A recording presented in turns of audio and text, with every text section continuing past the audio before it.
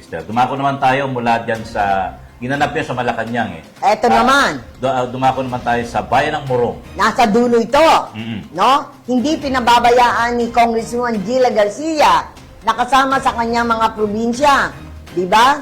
Na ngayon, dahil tag-ulan, no? Alam naman natin, pag dumating ang tag-ulan, diyan nagkakaroon ng mga kalamidad, Kuya Mike.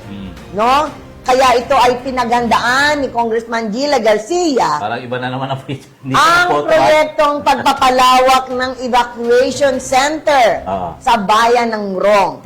Kasabay din ito ang pagpapatayo o dagdag na pagpapatayo ng mga opisina para sa mga lingkod bayan sa bayan ng Morong. Siguro kinukulang sila ng offices. Yan.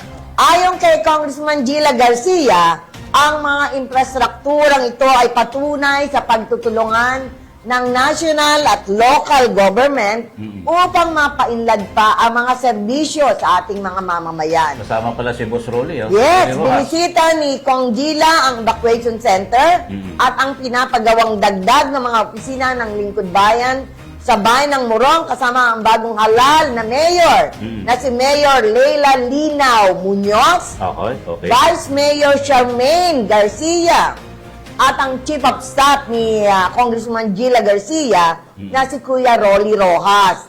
Gayun din ang mga staff ng District